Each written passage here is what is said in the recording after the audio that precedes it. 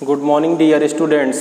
जैसा कि आप लोगों को पता है, हम लोग जो चैप्टर इस समय पढ़ रहे हैं वो है अपना लीवर एंड सिंपल मशीन। तो उसकी जो इम्पोर्टेंट थ्योरी है वो लगभग हम लोगों ने कवर कर ली है ना। और आज हम कुछ इम्पोर्टेंट क्वेश्चन देखेंगे उस चैप्टर से संबंधित कि कैसे क्वेश्चन पूछे जाते हैं एग्ज़ाम में।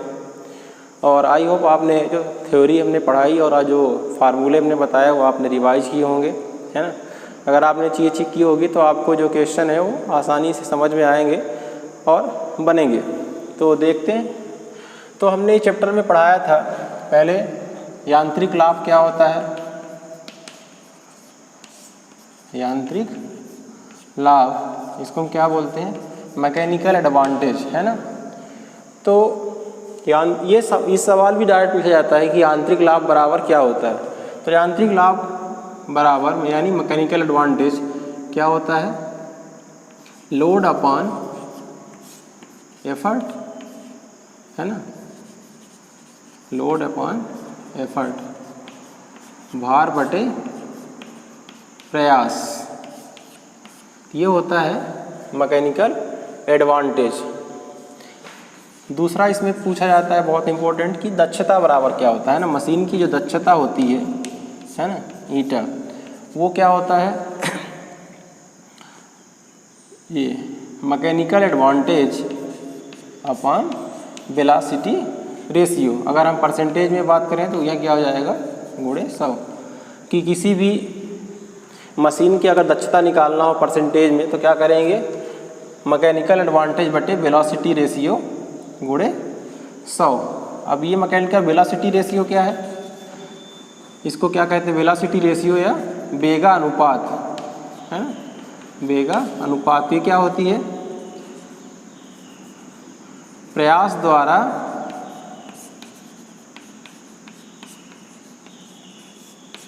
चली गई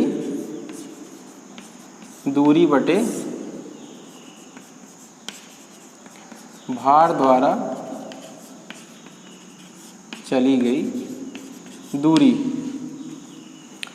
तो ये होता है वेलोसिटी रेशियो या वेगा अनुपात, प्रयास द्वारा चली गई दूरी बटे भार द्वारा चली गई दूरी।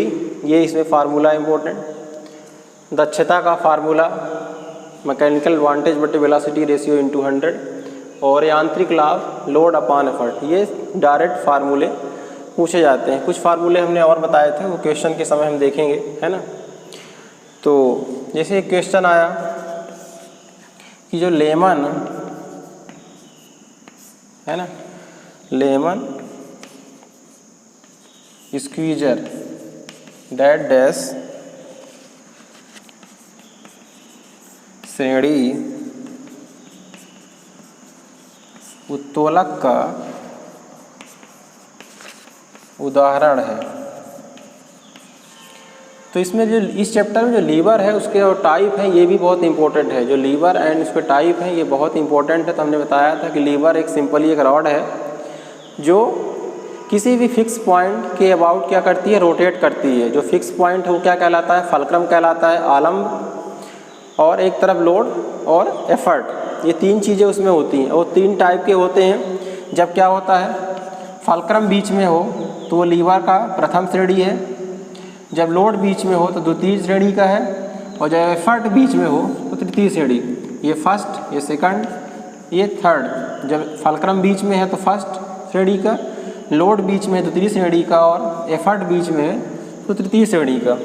तो लेमन स्क्वीजर पूछ रहा है किस श्रेणी का उदाहरण है। इसका मतलब क्या है, जो नींबू का रस निकालने वाला होता है उसकी बात कर रहा है। तो कैसे होता है, लगभग ऐसे, है ना। यहाँ पे हम क्या करते हैं, नींबू रखते हैं, तो ये क्या हो जाएगा, लोड हो जाएगा। ये फलक्रम यहाँ पे फिक्स है, और यहाँ से हम क्या करते हैं, एफर्ट लगाते हैं, इसको दबाएंगे तो लोड बीच में है। यहाँ पे लोड बीच का क्या मतलब है, ये सेकंड, तो ये द्वितीय श्रेणी का उत्तोलक है, द्वितीय श्रेणी का उत्तोलक है। तो इससे इसमें बहुत सारे सवाल पूछे जाते हैं। एग्जाम्पल देके कि नाम देके कि पूछा जाता है कि कौन सी श्रेणी का उत्तोलक है। तो इन चीज़ों को आपको ध्यान में रखना है ना। आगे देखते हैं सवाल।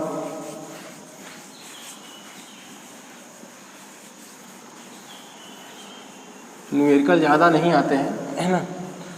तो थ्योरी तो अगर आपने पढ़ी होगी तो बन जाएगा, है ना। कुछ न्यूमेरिकल देख लेते हैं आगे इसमें कि 1200 kg के भार को 300 kg के प्रयास से एक साधारण मशीन द्वारा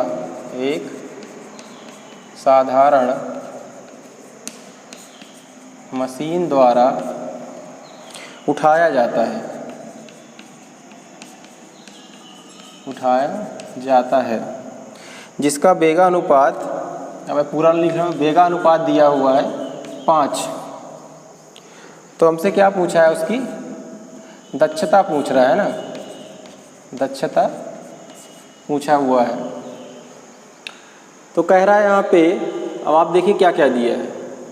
ये 1200 kg क्या है, भार मतलब लोड दिया है आपको, है ना। लोड को हम W से डिनोट करते हैं। कितना दिया है, 1200 kg, और प्रयास यानी एफर्ट जिसको हम P से डिनोट करते हैं, ये क्या दिया हुआ है 300 kg, और वेगानुपात दिया हुआ है 5। तो मशीन की दक्षता पूछ रहा है ना। तो मशीन की दक्षता बराबर अगर परसेंटेज में निकाले तो क्या होता है, MA/BR × 100। तो वेलोसिटी रेशियो तो दिया है लेकिन मैकेनिकल एडवांटेज नहीं दिया हुआ है। तो मैकेनिकल एडवांटेज हमें कैलकुलेट करना पड़ेगा। तो mechanical advantage load upon effort होता है, या W/P लिख सकते हैं, है ना। तो लोड कितना दिया है 1200 kg, एफर्ट दिया है 300 kg, तो ये कट गया 3 चौक 12। तो मैकेनिकल एडवांटेज कितना आ गया, यहाँ रख देते हैं। मैकेनिकल एडवांटेज आया 4, वेलोसिटी रेशियो दिया है 5 × 100, तो ये कट जाएगा 20 चौक 80। तो 80% ये हमारा आंसर आ गया। जो दक्षता पूछ रहा है यहाँ पे, ये कितना आ गई 80%, है ना। तो इसमें क्या लोड दिया था, एफर्ट दिया था। तो लोड और एफर्ट की मदद से हमने क्या निकाल लिया, मैकेनिकल एडवांटेज। आपको पता है लोड अपॉन एफर्ट होता है मैकेनिकल एडवांटेज। तो मैकेनिकल एडवांटेज आ गया। दक्षता का फार्मूला ये लिखा हुआ होता है। अब यहाँ वेलोसिटी रेशियो पहले से दिया है, मैकेनिकल एडवांटेज हमने निकाल लिया, रख दिया, तो ये आंसर आ गया, है ना। तो इस तरह के सवाल कभी कभी साधारण सवाल पूछे जाते हैं। आगे देखते हैं, प्रैक्टिस करेंगे तो बन जाएंगे। बहुत आसान से सवाल है, फार्मूला बेसिस, है ना।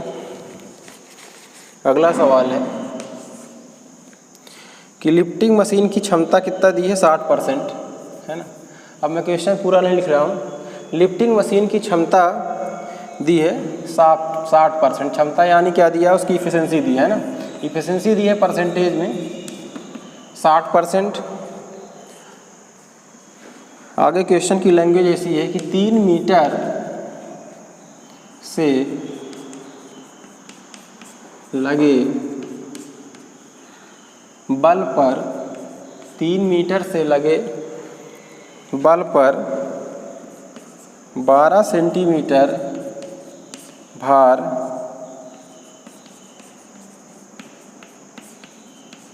खिसकता है। तो हमें क्या निकालना है, उसका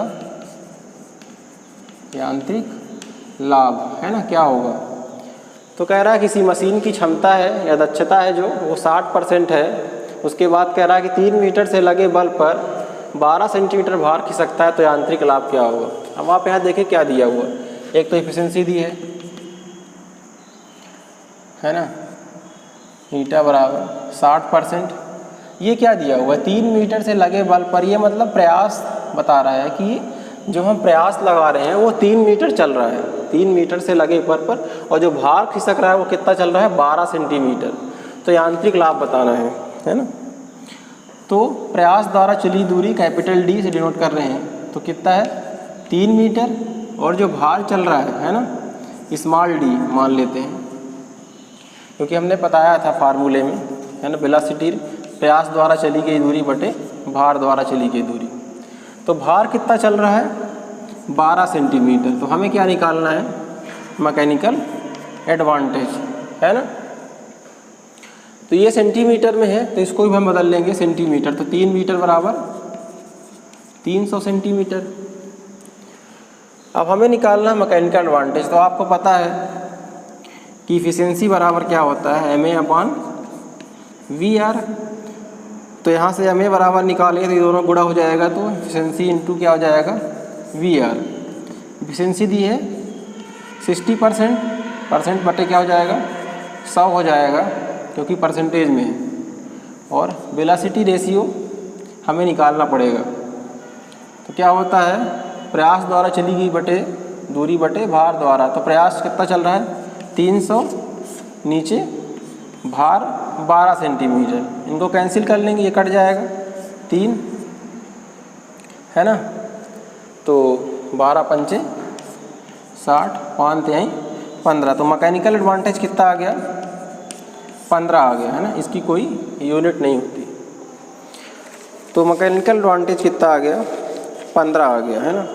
तो इस तरह के सवाल आपसे पूछे जाते हैं। तो इसमें क्या दक्षता दी थी, दक्षता और प्रयास कितना चल रहा है और भार कितना चल रहा है ये दिया हुआ था। तो उससे हमने क्या निकाल लिया, वेलोसिटी रेशियो निकाल लिया कि प्रयास द्वारा चली गई दूरी बटे भार द्वारा चली गई दूरी। तो प्रयास चल रहा है 300 सेंटीमीटर और भार चल रहा है 12 सेंटीमीटर।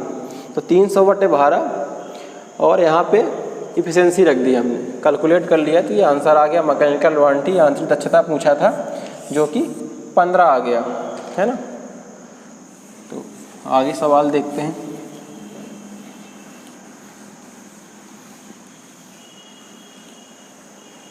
एक स्क्रू जैक का सवाल देख लेते हैं, है ना। स्क्रू जैक हमने पढ़ा था, ये इस तरह से है। स्क्रू जैक में 0.25 सेंटीमीटर की पिच है।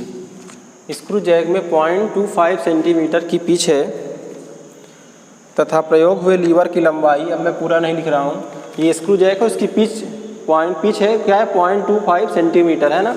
जो लीवर की लंबाई हमने फार्मूला बताया था आपको, स्क्रू जैक बनाया था, मैं जल्दी थोड़ा बना देता हूँ।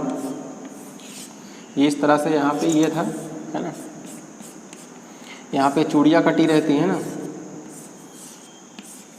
ये कुछ इस तरह से।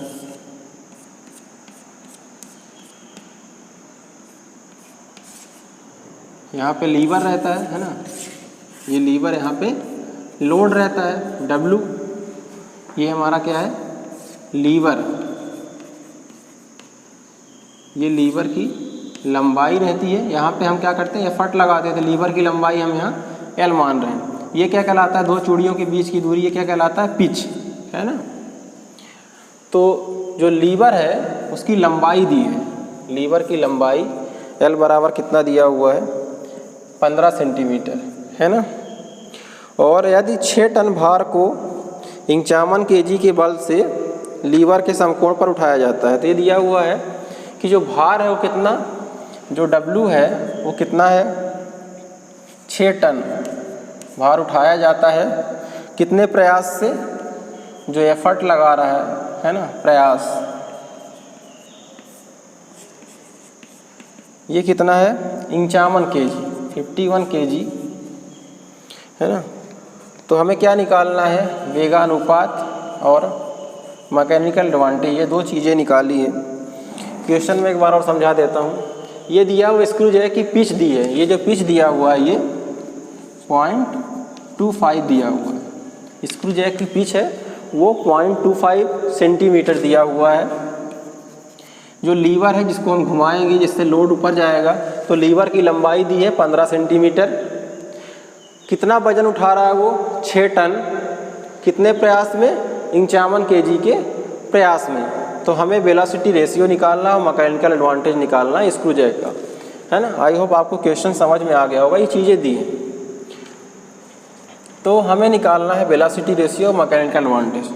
तो ये kg में है तो इसको हम पहले kg में बदल लेते हैं। तो 1 टन बराबर 1000 kg, तो ये कितना हो जाएगा 6000 kg हो जाएगा, है ना। तो निकाल लेते हैं, पहले निकालते हैं mechanical advantage. Mechanical advantage load upon effort, है ना, W अपॉन P। तो ये दिया हुआ है लोड कितना है 6000/51 kg आपको मिलेगा यहाँ पे 117.65। जो मैकेनिकल एडवांटेज मिलेगा ये आप कैंसिल करके देख लीजिएगा। 55 से काटेंगे तो एक बार पहले भाग जाएगा, है ना, तो यहाँ पे बचेगा 9 तो ये 90 हो जाएगा। फिर से एक बार जाएगा, आगे बार 7 ये जाएगा इस तरह से, है ना। तो आप इसको कैंसिल करेंगे तो 117.65 आपको मैकेनिकल एडवांटेज मिलेगा, है ना। ये अब वेलोसिटी रेशियो क्या होता है, हमने आपको स्क्रू जैक के केस में बताया था वेलोसिटी का, इसके वेलोसिटी रेशियो का फार्मूला क्या होगा 2πL। अगर लीवर की लंबाई L है तो हम घुमाएंगे तो एक सरकमफ्रेंस कितना घूमेगा, तो लीवर की लंबाई 2πL अपॉन पिच। तो यहाँ 2π का मान 3.14, L दिया हुआ है 15 और पिच कितना दी है 0.25। ये दोनों सेंटीमीटर में दिए हैं। इसको हम लिख सकते हैं 0.2 अंक ऊपर है, नीचे दशमलव हटा दे रहा हूँ मैं, 2 गुणे 3 और ये 15/25। यहाँ काटेंगे तो 5 × 15 25, इसको 5 से काटेंगे तो 6 × 5 = 30, 2 5 दूनी 10 और 8 × 5 = 40 ही आएगा। यहाँ आप 62.68 और 3 दूनी 6 इन दोनों का गुणा करेंगे, है ना, तो 8 × 6 = 48, 4 6 दूनी 12, 4 16 37। ये आपको मिलेगा 376.8। तो इसका जो वेलोसिटी रेशियो आ गया, है ना, वो 376.8। एक आंसर ये आ गया वेलोसिटी रेशियो 376.8। और इसका मैकेनिकल एडवांटेज आया 117.65।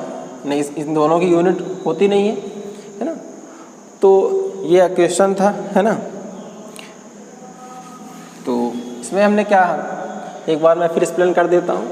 इसमें हमें पिच दिया हुआ था जो हमें वेलोसिटी रेशियो में यूज करते हैं, लंबाई दी है लीवर की, कितना भार उठा रहा है कितने प्रयास में, तो वेलोसिटी रेशियो और मैकेनिकल एडवांटेज हमें निकालना। Mechanical advantage load upon effort होता है, तो ये दोनों दिया है, हमने निकाल लिया इसको टन को केजी में चेंज करके। और वेलोसिटी रेशियो का फार्मूला है, लीवर दिया, लीवर की लंबाई दी है, पिच कितना है ये दिया हुआ है, तो यहाँ कैलकुलेट करके ये आ गया आंसर, है ना। एक क्वेश्चन और देख लेते हैं ना। क्वेश्चन इस तरह से है, ये क्या है, एक लीवर है, ये क्या है फलक्रम है, फिक्स पॉइंट है, ये शीशा है। यहाँ पे एक लोड है ना, ये लोड कितना है, जो लोड दिया हुआ है वो 30 kg है ना। यहाँ पे एफर्ट है, इधर एफर्ट लगाते हैं, एफर्ट दिया है वह 25 kg। ये क्या होती है लोड आर्म, हम बता चुके हैं आपको, है ना। ये क्या है एफर्ट आर्म, ये एफर्ट आर्म होता है और ये लोड आर्म। तो ये फलक्रम बीच में तो प्रथम श्रेणी का ये उत्तोलक है ना। तो इसमें ये पूछा गया है लोड आर्म भी इसमें दिया हुआ है, लोड आर्म दिया हुआ है 1.4 मीटर। हमें निकालना है एफर्ट आर्म। ये क्वेश्चन इस तरह है कि एक शीशा है जिसमें एक बच्चा 30 kg का बैठा है और उसकी फलक्रम से दूरी कितना है 1.4 मीटर, और एक तरफ 25 kg का एक बच्चा बैठा हुआ है। तो इसको संतुलित करने के लिए, संतुलन अवस्था में लाने के लिए ये इसकी दूरी कितनी होनी चाहिए, एफर्ट आर्म जो है वो पूछ रहा है। तो संतुलन की अवस्था में क्या होता है इसमें शीशा में, लोड इंटू लोड आर्म बराबर एफर्ट इंटू एफर्ट आर्म। हमने बताया भी था आपको कि इसका मैकेनिकल एडवांटेज क्या होता है, एक तो होता है लोड अपॉन एफर्ट, और लीवर के केस में हमने बताया था दूसरा क्या हो जाता है एफर्ट आर बटे लोड आर्म। जब यहाँ से इधर ले आएंगे तो ये लोड बटे एफर्ट हो जाएगा, ये नीचे चला जाएगा तो एफर्ट आर बटे लोड आर्म, तो ये यहीं से आता है। तो यहाँ से लोड दिया हुआ है 30, लोड आर्म दिया है 0.4, एफर्ट दिया हुआ है 25, इसको हम एक्स मान लेते हैं। ये हमें निकालना है कि ये लोड है इतनी दूरी पर, यहाँ पे हम कितना प्रयास रखें, कितना केजी का बच्चा बैठाएं। यहाँ 25 केजी का ये दिया हुआ है, कितना दूरी पर बैठाएं कि ये संतुलन की अवस्था में रहते हैं। यहाँ से x बराबर हम निकाल लेंगे, x बराबर हो जाएगा 30 गुणे 1.4 बटे 25, ऊपर गुणा करेंगे दशमलव है 0 है तो 13×14 बटे 25 है ना, 1.68 मीटर। तो जो एफर्ट आर्म आया वो कितना आया, 1.68 मीटर है ना। तो यहाँ पे जो एफर्ट आर्म आया 1.68 मीटर। तो ये लोड दिया हुआ था 30 केजी, एक तरफ ये लोड है और एक तरफ ये बच्चा बैठा हुआ है 30 केजी का, जो कि फलक्रम से 1.4 मीटर की दूरी है। दूसरा बच्चा हम बैठा रहे हैं 25 केजी का, तो कितनी दूरी पर बैठाएं कि ये शीशा जो है संतुलन की अवस्था में रहे। तो मतलब हमें ये निकालना है संतुलन की अवस्था में लोड इंटू गुणे लोड आर्म बराबर एफर्ट इंटू एफर्ट आर्म। तो यहाँ पे एफर्ट आर्म नहीं दिया हुआ है, इन दोनों की वैल्यू पुट के ये हमने एक्स माना, उसका मान निकाल लिया 1.68 मीटर है ना। तो इन क्वेश्चनों की आप प्रैक्टिस कीजिए। ये चैप्टर ख़त्म होता है ना, जो अपना चैप्टर ये है लीवर एंड सिंपल मशीन, ये ख़त्म हो गया। हमने कुछ क्वेश्चनों की प्रैक्टिस कर ली, आप और क्वेश्चनों की प्रैक्टिस कीजिए। अगर कोई दिक्कत हो तो कमेंट करिए है ना। आज के लिए इतना ही, धन्यवाद।